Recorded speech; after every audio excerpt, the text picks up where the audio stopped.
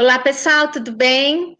Hoje nós vamos conversar aqui com duas pessoas que são profissionais que têm assim um significado muito importante tanto na minha vida como também na Porto Carlos. Nós vamos bater um papo aqui, falar um pouquinho, compartilhar como profissionais, mas também sobre as nossas experiências, né? Mais específica a experiência de cada uma delas porque atrás de um profissional tem uma pessoa e que também tem uma vida e que também compartilha às vezes de dilemas, dificuldades.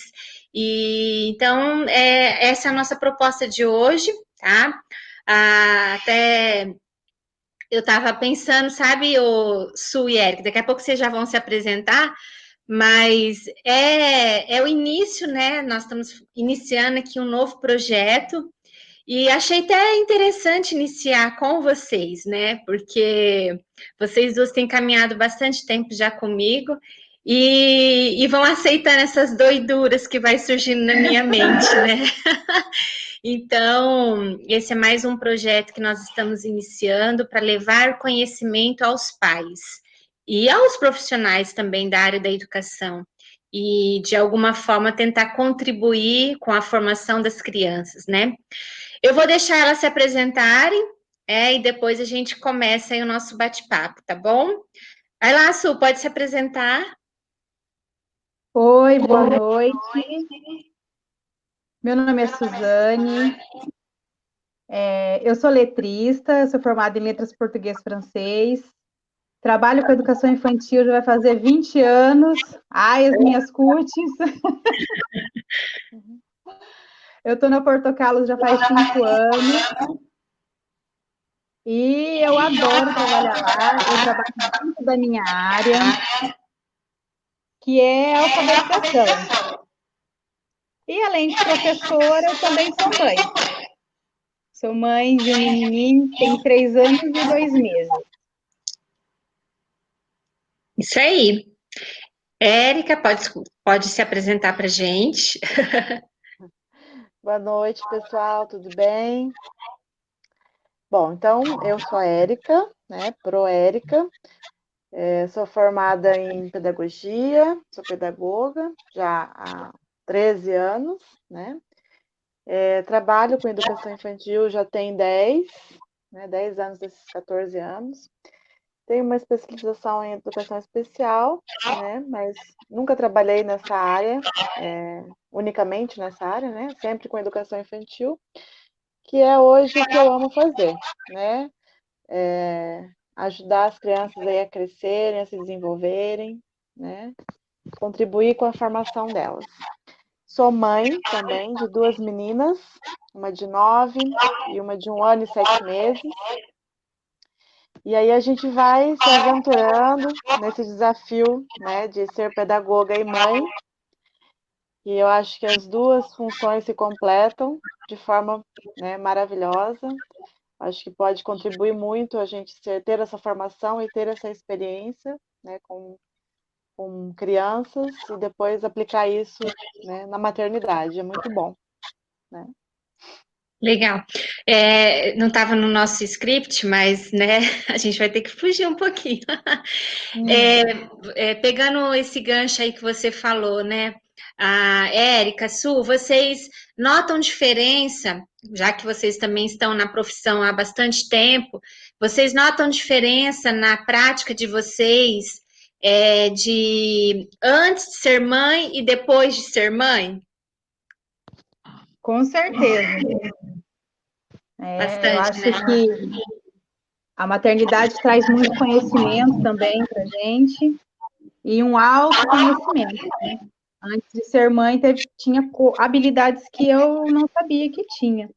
E depois que eu realizei aí o sonho, que sempre foi um sonho meu, né? Quem conhece minha história aí sabe quanto meu filho foi desejado. A gente descobre coisas que a gente não sabia que tinha essas habilidades para atuar como um ser humano. Uhum. Legal. E você, É como Érica? eu disse, as duas se completam, né? Eu acho que uma enriquece a outra, né? Quando a gente é mãe, a gente acaba criando um feeling assim para, né, para a educação que a gente não tinha mesmo, como a senhora falou, né? E antes de ser mãe, a gente faz tudo, mas sem aquela experiência da maternidade, né? Que faz a diferença. Eu acho que o nosso olhar muda, né? Nosso olhar, a sensibilidade, né? A gente Sim, une aí a, a teoria com uma prática muito mais próxima, né? Então, eu acredito sim. que realmente são coisas que se complementam. E interessante que, assim, eu convidei, né, tanto a Su quanto a Érica para a gente bater esse papo hoje, justamente pensando um pouquinho nessa questão dessas experiências pessoais, né? E o quanto isso trouxe também de aprendizado para a gente, como profissionais da área da educação, né? E que talvez possa servir de um alerta, de uma orientação para os pais que vão assistir esse vídeo, né? Só deixa eu explicar um pouquinho. Então, assim, a Su e a Érica, né? Como elas falaram, são as professoras lá da Porto Carlos, cada uma atua em uma área.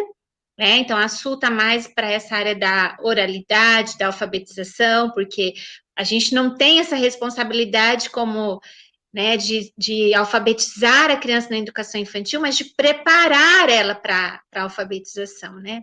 E a Su, então, tem acompanhado as oficinas, né, Su, de desenvolvimento desde as crianças do maternal, preparando ela para isso. E a Érica, então, está mais nessa área do raciocínio lógico matemático, né, Érica? Então, são oficinas que é o estilo do nosso trabalho ali, tá? Da escola. Mas, então, a Su, né, tem um filhinho e ela teve uma experiência, né, Su? Interessante a experiência que você teve na área que você teve, né? E aí eu queria que a Su então contasse um pouquinho sobre a história do Miguel, né? Quantos anos ele tem hoje? E fala isso, um pouquinho da experiência que você teve com o Miguel, então. Bom, o Miguel, hoje ele tem 3 anos e 2 meses e ele tem um atraso na fala, né? Eu considero um atraso até significativo para a idade. E desde os 2 anos de idade, que foi o momento que eu percebi esse atraso, né? O Miguel, ele sempre frequentou a escola desde os 4 meses de idade. Ele sempre foi uma criança muito estimulada. Outras áreas do desenvolvimento dele se desenvolveram até além, né? Com a coordenação motora dele é muito boa, a autonomia dele também é muito boa. Porém, a linguagem, a fala dele, na verdade, né? A fala dele, eu tive alguns probleminhas, né? E foi até um pouquinho, é uma luta. Todo dia é uma luta, porque primeiro, quando a gente é mãe e está dentro da área da educação, a gente sabe quais são os níveis que a criança ela tem que estar, né? E quando o Miguel tinha 2 anos, eu percebi que tinha alguma coisa errada ali. Ele não produzia onomatopeias, então ele nunca foi uma criança de falar au, au, iau, o barulho do toque-toque, ele não reproduzia esses sons. E também ele nunca foi uma criança de imitar. Isso é uma coisa que me deixou muito preocupada, né? Porque essas coisas, elas fazem muita falta lá na frente, né? Quando a gente vai introduzir a fala, introduzir o alfabeto, introduzir a aprendizagem da criança. E quando eu levei ele para o pediatra, né, eu queria levá-lo direto para uma fono, mas aí a gente tem convênio, né? E todo mundo que tem convênio sabe a burocracia que é. Antes de você chegar até o especialista, você tem que passar por várias pedras, né? Não é fácil. Então, quando eu levei ele no pediatra e falei para ele, né, das minhas angústias, daquilo que estava acontecendo com o Miguel, ele disse que era normal. Disse que criança de 2 anos não fala muito mesmo, que ele era menino, né? Que menino tem atraso na fala mesmo, e que eu estava me preocupando com coisas que não tinha nada a ver. Mas eu bati o pé com ele e pedi para que ele fizesse uma solicitação para que ele fizesse acompanhamento com a fono. Mas ele bateu o pé de novo comigo e me encaminhou para o otorrino, né? Então, eu fui tranquila para o otorrino, porque eu já sabia que se eu fosse direto para a fono, ela ia me mandar para o otorrino. Eu só mudei a ordem, né? Então, fui para o otorrino, levei o Miguel, ele fez 2 exames, ele fez um exame clínico no ouvido, nos ouvidos, né, nos 2, e um exame de audiometria. No exame de audiometria deu uma pequena otite, né? O Miguel ele sempre sofreu muito com sinusites, e o médico me disse que ele tinha otite. Então, eu falei assim, você vai prescrever alguma coisa, né? Algum remédio, porque a otite tem tratamento, né? Ele disse que não, ficar ali, esperar 30 dias e essa otite saísse naturalmente. 30 dias, né? Então eu fiquei muito preocupada, mas eu falei, eu vim até o profissional, eu vou seguir a orientação dele. Uhum. E logo ele me deu a carta e o Miguel já começou a fazer tratamento com a fono. Quando eu disse para ela todo o diagnóstico, tudo, ela achou estranho também uma criança sair do consultório com otite sem medicamento. Mas, e depois de 30 dias, voltei com ele de novo e o médico simplesmente fez um exame clínico e disse que ainda tinha um pouco de otite. E aí eu pedi para ele, então, escreve alguma coisa para curar essa otite, porque ele está em fase de desenvolvimento, a fala dele já está atrasada. E ele disse que não precisava, que isso iria sair naturalmente. E aí foi quando eu decidi trocar de profissional. Né? Então, daí a gente entrou na... Eu procurei uma outra otorrino, aí ela fez 3 exames no Miguel, não tem mais, foi diagnosticado, ele não tem mais otite, não tem perca auditiva do lado direito, igual tinha dado no primeiro exame, e fez também, eu não sei o nome correto do exame, mas é um exame que verifica o canal do som que passa a imagem até o cérebro, o som até o cérebro, né? E também não tinha dado nada. E ela pediu para que continuasse a fazer esse tratamento com a fono, né? E que o Miguel não tinha mais essa otite, né? Então, eu estou, então, com outra profissional. As sessões da fono foram canceladas por conta da pandemia, né? E eu peguei todo esse momento aí, né? E ele vinha progredindo, evoluindo durante as sessões e vai voltar agora a partir da semana que vem. Eu já tive uma resposta lá. E aí, durante todo esse processo aí da pandemia, eu fiquei com o coração muito apertado. Porque 1 mês, 2 meses, uma criança que já tem um atraso de fala e ainda perder todos os estímulos que ela tinha dentro da escola é muito grande. E a gente já está se estendendo aí, eu acho que há 4 meses, se eu não me engano. Então, o que foi que eu fiz? Eu antecipei algumas coisas, né? Eu não tenho formação em fono, não tenho nada, né? A única coisa que eu sei é ler. Eu comprei um livro para me auxiliar e fiz um curso online com uma fonoaudióloga, e o curso tinha, era orientações para pais, orientações para professores, orientações para pessoas que convivem com crianças que tem esse atraso. Então, foi uma coisa que me abriu bastante os olhos, me ajudou bastante, porque eu estava fazendo alguns estímulos para áreas que ele não precisava. Então, o curso online me ajudou bastante, porque dentro da fala, né, ela se divide em três. Ela tem a linguagem, a comunicação e a fala propriamente dita, né? Então, eu consegui verificar o real problema do meu filho, que é a fala, né? O problema dele está na fala, porque a linguagem e a comunicação ele tem presente ali dentro dele, né? Principalmente a linguagem não verbal. Ele utiliza muito de gestos, né?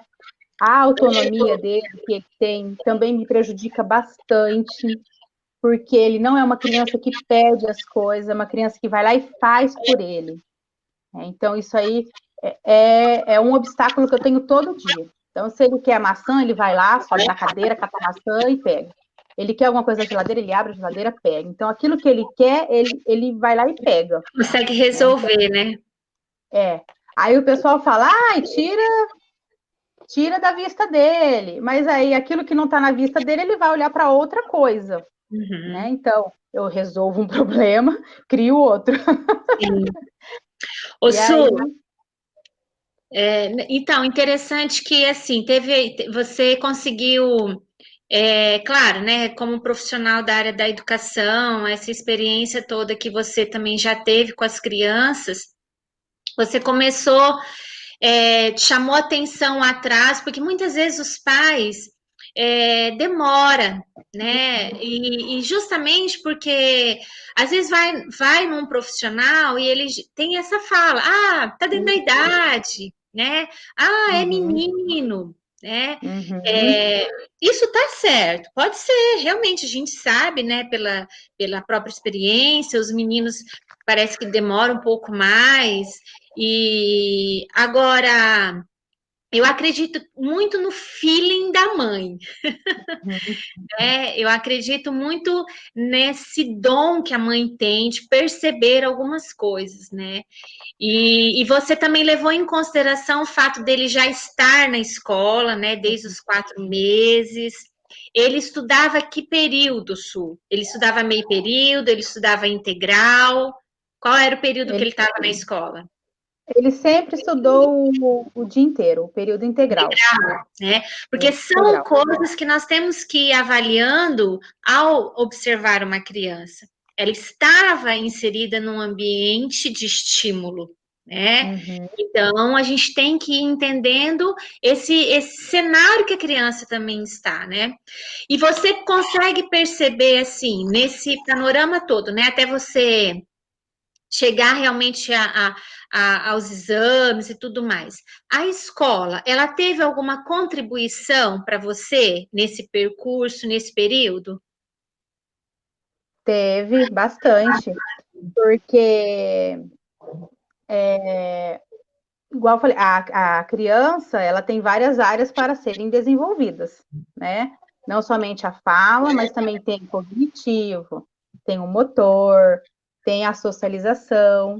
Então, eu vi que o Miguel, nas outras áreas, ele estava muito bem se desenvolvendo.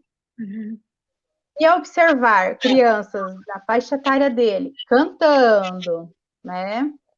Falando um pouco mais e tendo alguns comportamentos que o meu filho não tinha, isso me fez acender uma luz, né? Porque assim, a gente sabe que a coordenação motora ela é muito boa e ela também está ligada à fala. Né? Porque a criança, antes dela falar, ela vai provar as texturas, no tato, né? Conhecendo o ambiente. Então, antes dela ter o acesso à fala propriamente dita, ela passa por todos esses episódios. E ele passou por tudo isso, né? Eu vejo assim... Pode falar. Não, pode falar, pode concluir. Eu vejo assim...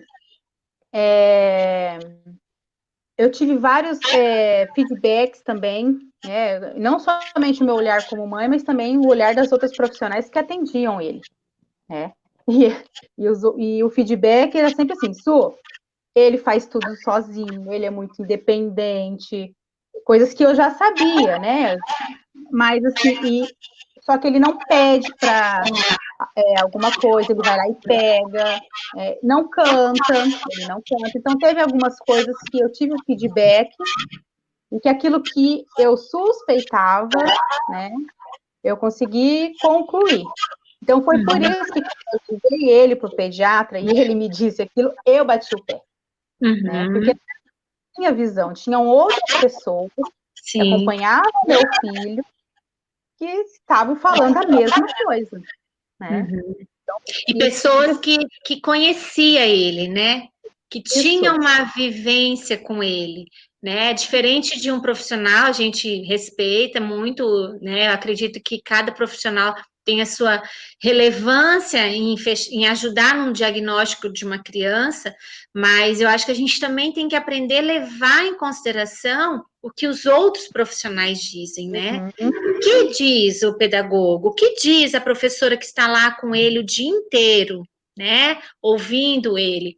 E é interessante também que, assim, como você viu agora, né, nesse curso que você está fazendo, então você consegue até ir direto no ponto que é a dificuldade dele, porque veja, se ele está desenvolvendo em outras áreas, né, então, assim, não tinha nenhum comprometimento na questão também de entendimento, ele estava ouvindo as orientações, ele estava executando aquilo que estava sendo pedido para ele, né? Então, realmente, porque às vezes, assim, a gente até pede, né, lá na escola, às vezes, já fez exame disso, já fez exame daquilo, para ir descartando as possibilidades, né? Mas, porque se é uma criança que está executando as coisas, que ela está desenvolvendo também as outras áreas, então realmente faz toda a diferença a gente ir descartando possibilidades para ir direto no foco da onde está o problema, né? Agora, por que que como mãe? Agora como mãe, não como pedagogo, tenta separar um pouquinho aí. Por que como mãe te deu esse negócio assim de não esperar? Porque eu sei que muitas vezes a gente fala assim, vamos esperar um pouquinho, com o tempo resolve, né? O que que te levou a realmente bater o pé aí atrás, né? A querer solucionar o problema ou querer saber o que estava acontecendo com ele? O que que te motivou a isso? Como mãe? Foram vários fatores, né? Primeiro, ele era uma criança que estava num ambiente totalmente estimulador. Ele ficava, então, ali no período integral na escola, então ele estava sendo estimulado. Ele não tinha muito acesso à televisão por causa do tempo. Ficava muito tempo na escola, a gente chegava em casa, era tempo, assim, de fazer uma janta, organizar algumas coisas, ele já estava dormindo. Então, não tinha muito acesso à televisão também, né? E comparar mesmo, né? Ele tem 2 anos, né? Não falava alguns fonemas, e aquilo ia me apertando ali o coração, porque eu ainda acho que eu ainda levei ele um pouco tarde, né? Eu esperei dar 2 anos. Eu poderia ter levado ele com 1 ano e 6 meses, né? Então eu dei o tempo dele. Então, com 1 ano e 6 meses, a minha pulguinha de mãe começou a falar ali. Começou a falar. Daí eu pensei, não, eu vou dar um tempo dele. Vou dar o tempo dele até os 2 anos, porque ele está num ambiente de estimulação, ele tem todo um aparato ali. Vamos ver se ele progride. E aí, quando chegou realmente aos 2 anos de idade, e eu olhava para aquela situação ali, eu via que estava faltando, né? Ele não estava se desenvolvendo bem ali para a faixa etária dele, daí foi onde eu fui atrás mesmo. Né? Por conta de tudo o que ele já. Todo o ambiente que ele vive, né? Tá na escola, né? Não tem muito acesso à televisão, é bem controlado, é mais fim de semana. E aí foi aonde eu procurei mesmo esses profissionais aí estão acompanhando aí o caso dele. Uhum. Mas que bom, né? Que assim, pelo menos você já sabe que não existe nenhum comprometimento mais, digamos, fisiológico, né? Então ele vai agora conseguir é, recuperar isso, né? E a gente sabe da capacidade da criança de aprendizado, então daqui a pouco ele já. Mas eu acredito que é esse o nosso papel também como pais, né? É ir atrás, porque tem coisas que a escola não pode fazer, né? E tem coisas que cabe aos pais de ir, de ver, de sondar, né? E você está fazendo, então, os estímulos em casa daquilo que você consegue, né? Isso. Eu faço estímulos por meio de brincadeira mesmo. Então, eu tento procurar, eu tento envolver uma brincadeira com aquilo que ele mais gosta. Então, ele gosta muito de carro. Sei que o carro não fala, mas na brincadeira o carro fala. Então, eu crio pequenos diálogos ali, né? Eu crio o carro falando, oi, tudo bem? Aí vou brincando com ele, o carro falando, aí depois eu dou um personagem na mão dele, para que ele converse com o carrinho, né? O personagem dele. Então, o que eu tenho trabalhando bastante é nesse sentido, é na fala, né? Que a gente tem que focar. Então, eu crio muito brincadeira com diálogo, eu leio livrinhos para ele, mostro imagens, peço para que ele fale, o que é isso aqui? A gente dá nome para os personagens. Então, eu estou fazendo. Os estímulos, assim, duram no máximo 30 minutos, 40 minutos. Tem dia que não dá certo, gente, porque não é. É fácil porque ela é professora. Não. Sou mãe dele antes de ser professora. E aí, Sim. isso é até um fato que teve algumas pessoas que me procuraram, né? Falaram assim: eu não estou dando conta de fazer atividade em casa, meu filho não me escuta. Eu não sei como que vocês conseguem. É porque a gente tem que analisar o quê? Primeiro, você é mãe da criança. Então, tem coisas que eu planejo para o meu filho, não dá certo. Não quer estar num ambiente de casa, que é um ambiente onde é para estar mais livre, né? Sem muita cobrança. Então, eu passo pelos mesmos perrengues, né? Planejo, às vezes, algumas brincadeiras com ele e não sai da forma como daquilo que eu esperava. Mas isso é normal. Não me desespero, porque eu dou uma baixa calma, eu sou mãe dele, não sou a fono dele. Daí a gente tenta no outro dia e não tenta desistir. Acho que esse é o mais importante aí. Sim. E aí, falando de estímulo, né? Entra aí, então, a Érica, porque, na realidade, a Érica, nesse período aí da nossa pandemia, né? Quarentena que nunca acaba. Que nunca acaba, né? Que vai ser, sei lá o quê, mas tudo bem, vamos lá. Você acabou, né, Érica? É claro que a gente iniciou fazendo um trabalho aí para poder ajudar os pais, mas depois a gente também teve que dar uma pausa, né? Até por entender o estresse que às vezes aquela cobrança, ali mesmo que não era uma cobrança, mas que talvez poderia gerar uma cobrança inconsciente na cabeça do pai, né? E não era esse nosso objetivo. E aí você continuou então fazendo e acabou tornando, né, um negócio aí para poder ajudar os pais nesse momento. Então eu queria que você compartilhasse um pouquinho dessa sua experiência, como é que está sendo, né? Como que você está lidando, né, neste momento aí com a rotina, porque aí você tem duas filhas e acabou gerando também conteúdos, né, nas tuas redes sociais e que tem trazido um apoio para os pais também neste momento, né? Sim. Tem sido uma experiência muito boa, assim, sabe? Porque surgiu da necessidade mesmo, né? E fugindo também dessa cobrança, né? Como a Su falou, as mães, a maioria se vê perdida, né? Tem a preocupação, né, de a criança tem que continuar se desenvolvendo, tem que continuar, né? Ela não tem como parar. Mas ao mesmo tempo tem aquele sentimento de eu não sou capaz de dar aula para o meu filho. Eu não tenho essa formação, né?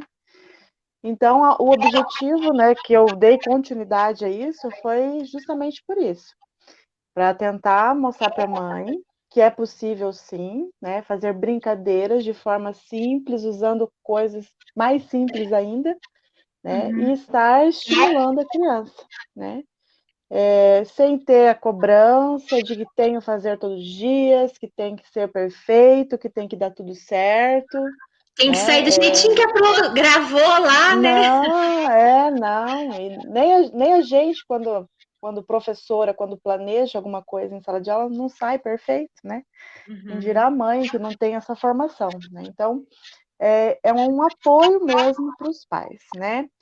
E com relação à minha rotina, eu nem sei como eu dou conta, né? Porque eu acho que vem muito assim da pessoa mesmo, né? Porque desde quando começou, lá em março, na mesma semana eu já comecei a postar coisas que eu vinha fazendo em casa. Por quê?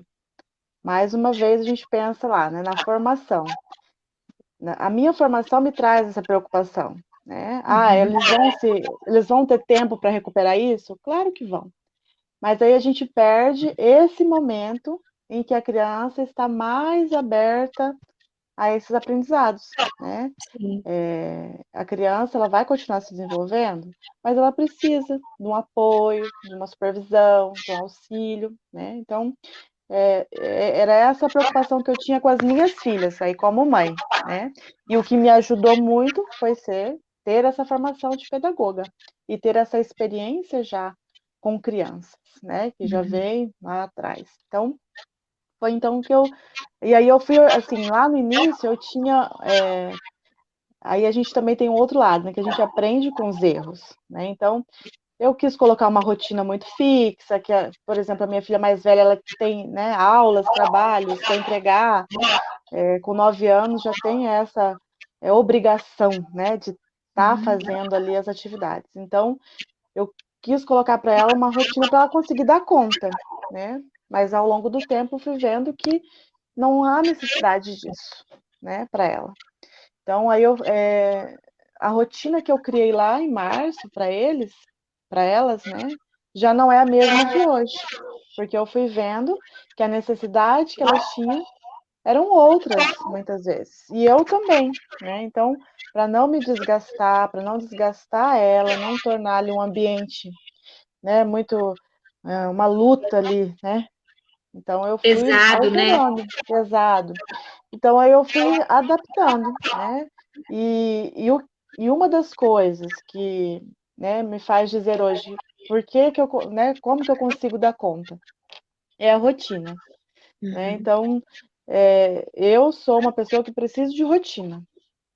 Se eu não tenho ali uma rotina o que eu tenho que fazer, como que eu vou fazer, eu fico perdida, né? E aí parece que o dia não rende, parece que nada dá certo e não vai para frente a coisa. Então, desde o início, né, eu comecei pelo mais complicado, que era uma rotina mais rígida, mas fui flexibilizando isso, porque a rotina não precisa ser rígida, né? Ainda mais diante de tudo isso que a gente está vivendo, né? Nessa transformação que a gente sofreu aí. Então, rotina é o essencial, que eu falo, que precisa, para a gente conseguir dar conta das coisas. E é interessante, né, você falar sobre essa questão da rotina, porque se nós adultos não adianta, né? A gente vai conseguir, eu acho que tem perfil, né? Tem perfil sim que precisa muito mais de uma rotina do que outras pessoas. Agora, se nós não tivermos clareza do que a gente precisa fazer, o tempo que a gente tem para fazer, a gente não vai acabar fazendo o mesmo, né?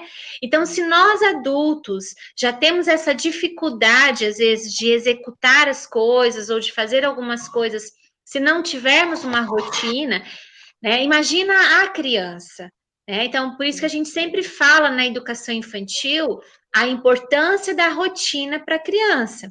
O problema, eu acho que é a questão de generalizar as coisas ou de ir para os extremos das coisas, né? Sim. Então, talvez as pessoas que já passaram por rotinas muito rígidas, elas vão olhar a rotina como algo negativo. Mas a gente sabe na prática, né? E vocês duas estão lá na escola também, vocês sabem que, por exemplo, quando é volta de aula, quando está para iniciar, volta às férias, a gente tem lá 2, 3 semanas que a gente só trabalha, né, criando novamente essa rotina para a criança, porque se não tiver a rotina, ela não se estabiliza, às vezes emocionalmente, ela fica perdida, né? Parece que a rotina traz essa segurança para a criança, né? Então, você percebe isso, ô Érica, para suas filhas, né? Por exemplo, para a Annelise maior, que você falou que teve que flexibilizar um pouco, a rotina para elas também contribui nessa questão também emocional delas? Muito, né? É visível, assim, né? A Anne, ela já faz listinha do que ela tem que fazer no dia. É bem interessante isso, né? E aí ela vai aprendendo com os meus erros também, né? Então, a rotina, lá no início, eu tinha muita coisa, assim, eu tinha casa, eu tinha elas, a menor, que é né, uma realidade totalmente diferente, que está deixando meus cabelos brancos. Aí tem ela, né, que é né, um conteúdo maior de coisas para fazer. Aí tinha ainda as coisas da escola para estar Preparar as preparando. aulas, Aí eu fui seguir o inventar YouTube, gravar as aí fui aulas. Então, e ainda fui inventar essa história de dar apoio para os pais. Então, se eu não me organizasse, não ia dar certo, né? Não ia continuar dando certo, né? Então, eu comecei a me organizar, né? Então, a Anne, ela sabe que de manhã ela precisa dar conta das tarefas dela, porque tem videoaula ao vivo, né? Tem trabalhos para fazer, tarefa, tudo ela tem que dar conta de manhã. Eu falo para ela, porque daí à tarde você tem a tarde livre para fazer, né, as coisas que você gosta de fazer, de brincar, de fazer o que você quiser, né, dentro do possível.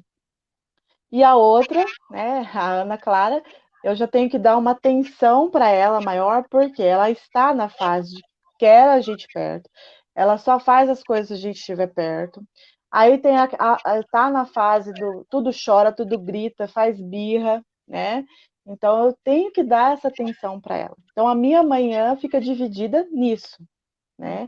De eu dar atenção para Ana, daí eu já coloco as estimulações que eu consigo para ela, né, para ela fazer. Não é todo dia, não sai tudo perfeito. Tem dia que eu termino, parece que eu lutei com o King Kong de tão, né, tenso que exige, né? Então, e aí à tarde, enquanto ela dorme, né, a rotina do sono dela ficou à tarde.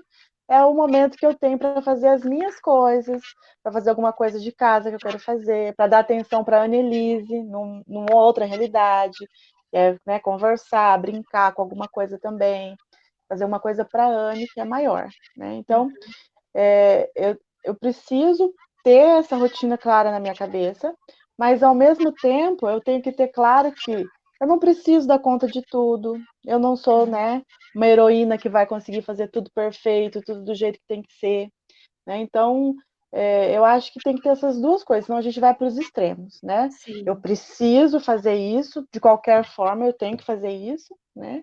E tem que sair do jeito certo. Aí quando não sai, eu me frustro, eu acabo, né, ficando decepcionada, né? Então a gente tem que lidar com esses sentimentos e tudo mais, né, que a gente está vivendo. Então a rotina ela traz isso para a criança, assim, né? A Ana, eu ainda estou introduzindo rotina nela, né? Porque ela quer tudo na hora dela, no tempo dela. A Anne não. A Anne ela já está bem entrosada com a rotininha dela, né? Tanto que dentro dela, dentro da, né, da cabecinha dela, ela já coloca o que ela tem que fazer. Ela já faz listinha do que ela tem que fazer no dia. Né? Então, eu acho muito interessante isso. Sim, e dá para perceber assim que você então acaba separando esse tempo que a pequena precisa de você, né? Mas então nessa atenção que você dá para ela, você dá uma atenção com qualidade, né? Uma atenção que envolve também estímulos, né?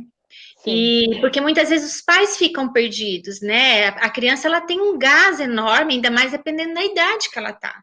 Ela quer essa atenção. E essa atenção, às vezes, realmente sentar do lado dela e brincar Sim. com ela.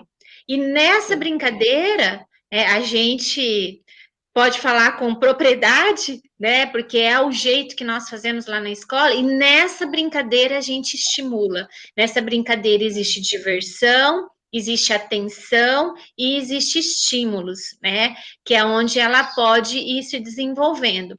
E eu fico muito preocupada também, né? Como a Su falou aquela hora. Por exemplo, o caso do Miguel, né?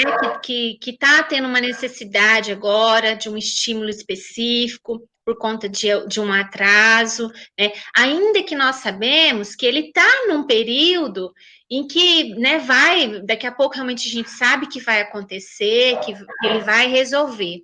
Agora, a minha preocupação é com as crianças que já passaram talvez essa infância, né, que estão com atrasos e atrasos significativos. E a gente sabe que o desenvolvimento, ele vai indo como uma escada, como subir uma escada, né? Então, se algo que ele precisa naquele momento não é construído, vai fazer falta lá na frente. Então, às vezes, um problema pequeno que é detectado na infância, se não for dada a devida atenção e se ele continuar com aquele atraso ou ele continuar com aquela necessidade, lá na frente ele vai ter muito mais dificuldade, né? Porque a criança é um todo, tá tudo ligado, né? Agora, Érica, assim, você teria alguma dica para os pais, assim, para deixar para os pais de como eles podem, de repente, com a própria rotina de casa, né, envolver a criança em alguma atividade ali e que acaba sendo momentos para estimular essa criança, né? Alguma sugestão de como ele pode trazer a criança, talvez, para essa rotina dentro de casa e desse ambiente que agora ele está ali e promover algumas coisas que vai sendo estimulado também, né? Vai servindo como estímulo para eles. Sim. Então, a dica que eu tenho para os pais é assim, pensar, né, que a criança, ela precisa dessa atenção, né?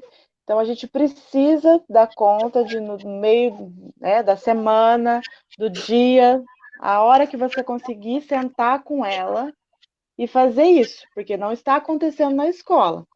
Então, precisa estar acontecendo em casa. Por quê?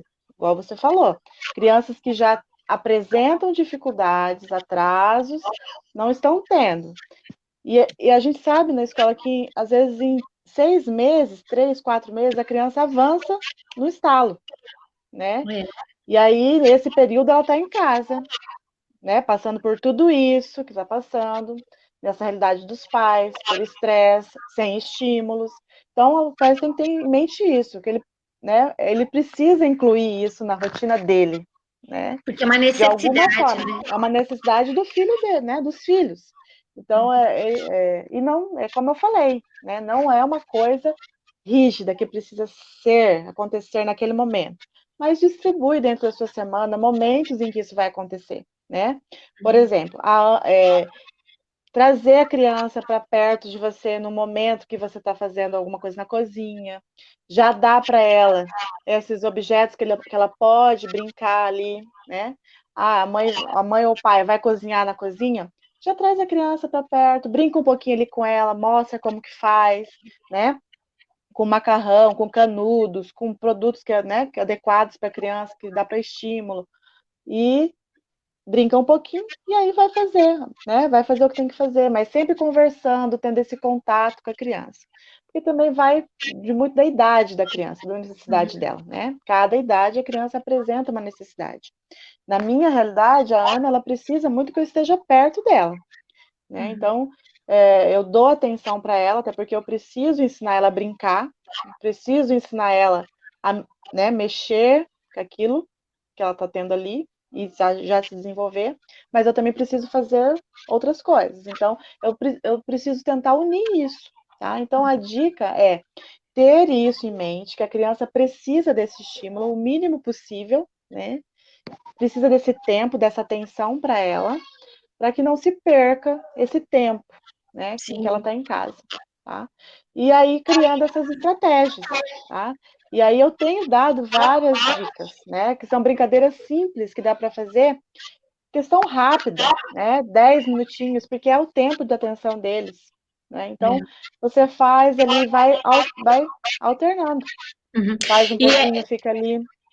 E é legal até porque, assim, eu lembro dos meus quando era pequeno, eles passavam, assim, eles passaram de fases, né?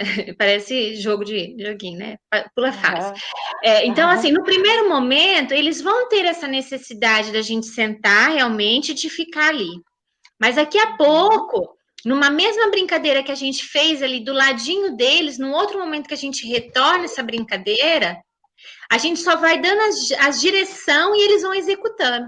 E eles vão até sim, gostando de executar sem a gente por sim. perto, né? Então, acho Esses dias até o Johnny, meu esposo, mas a Ana Clara não sabe brincar sozinha, não consegue ficar sozinha brincando. Eu falo, Johnny, claro que ela não sabe.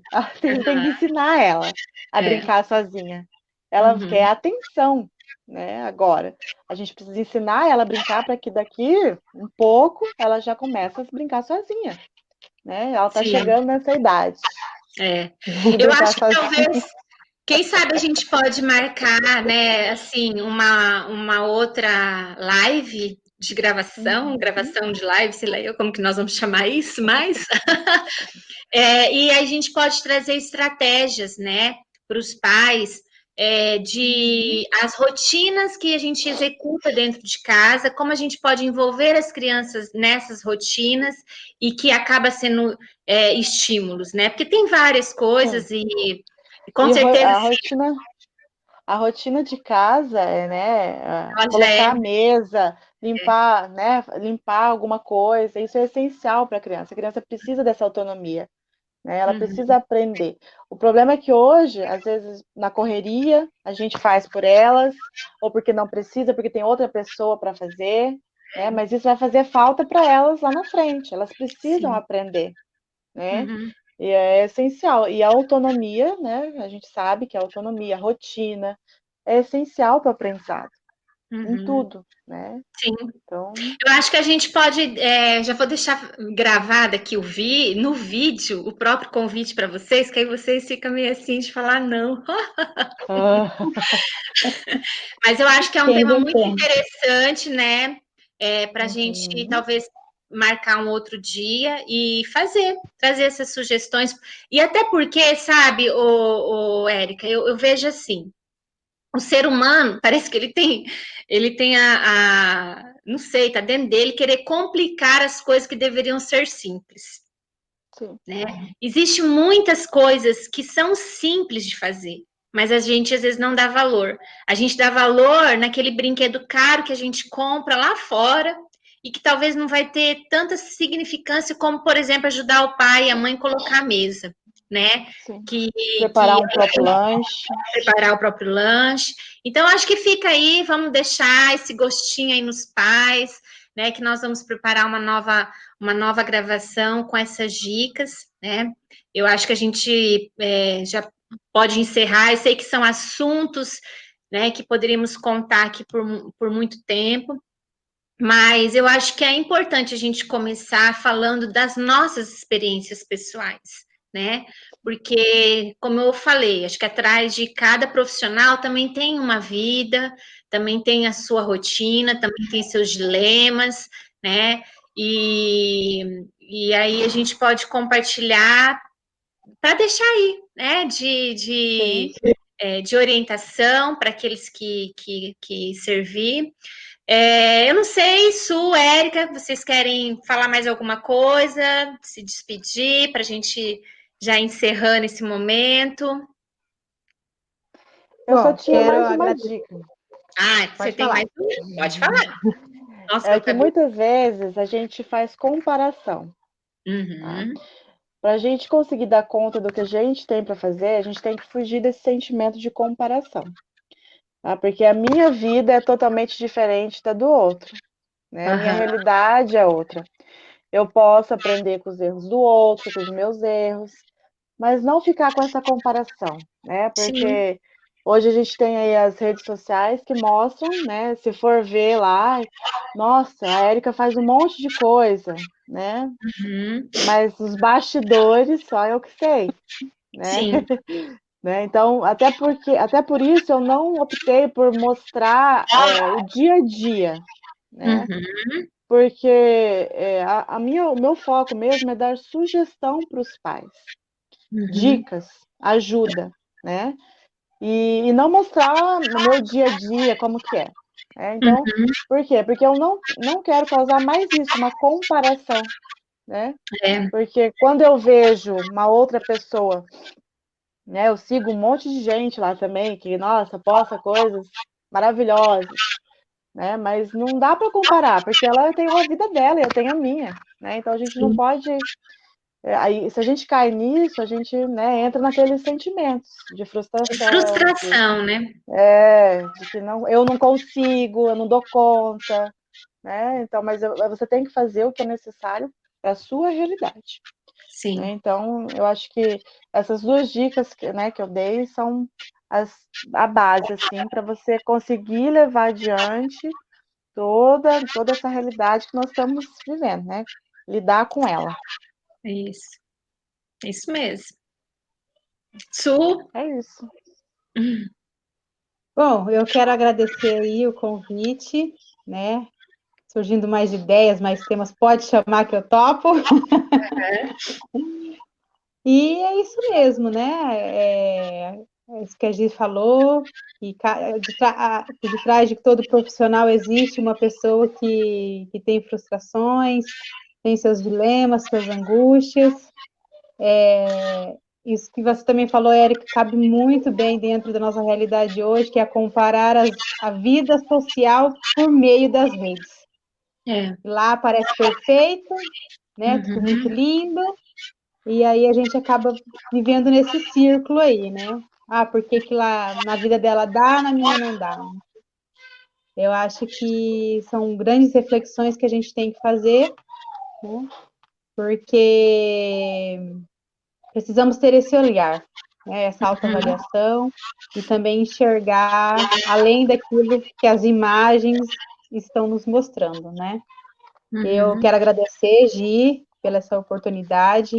É sempre muito gratificante, né, fazer parte da sua equipe, porque por mim própria mesmo, eu tenho a dizer que eu tenho ganhado também conhecimento, né, Uhum. muitos conhecimentos, coisas assim que não é só lendo, fazendo cursos que a gente aprende, né, é na prática, é escutando o outro, você sempre deu aí a oportunidade de todos os profissionais aí serem criativos, né, e Uhum. a gente olhando o outro, conversando, trocas de experiência, isso vem só acrescentando e agregando aí na nossa vida, né. Obrigada aí a Érica também, né, a Eriquinha aí, A nossa comprou do meu youtuber. filho, é a nossa youtuber, eu sigo lá ela nas redes sociais, muito É. criativa. E qualquer outra dica aí de tema, pode me chamar que eu topo. Sim, vamos marcar, porque acho que a gente tem bastante coisas que nós podemos contribuir, né? Érica, você tem mais alguma coisa para falar? Tenho que agradecer também, né, a senhorita por ter me convidado Obrigada pela senhorita. e dizer também que se eu sei o que eu sei hoje foi, né, graças a Porto Carlos, Ô, né, gente, não é para mim chorar, tá? Vocês podem maneirar.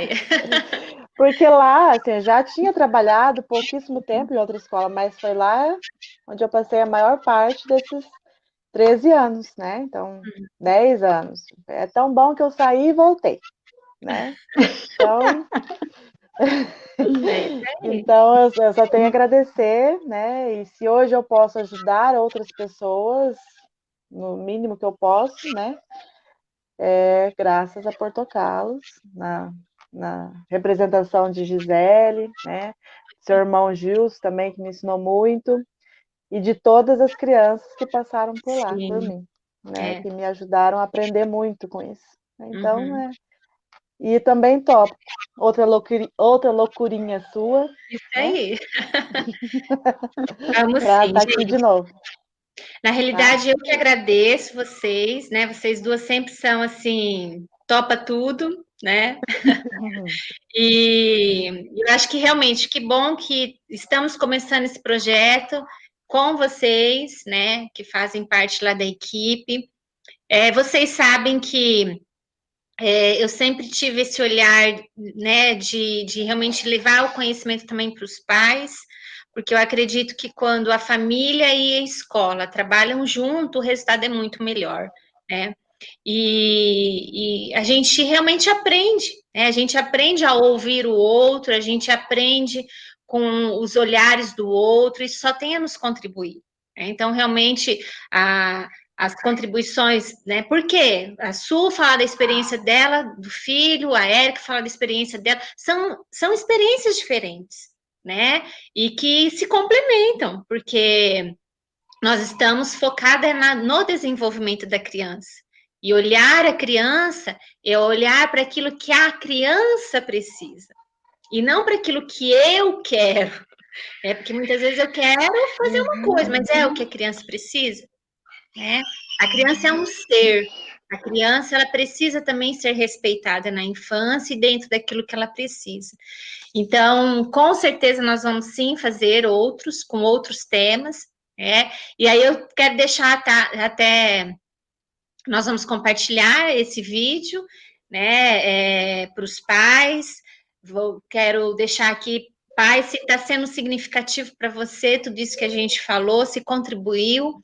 Então, compartilha com outros pais também, porque esse será o nosso objetivo, né, de chamar não só as meninas, como outros profissionais, para estar falando sobre assuntos diversos que vá contribuir para a gente mesmo a ter esse olhar para a criança e a ter esse respeito também por ela, por aquilo que ela precisa, tá?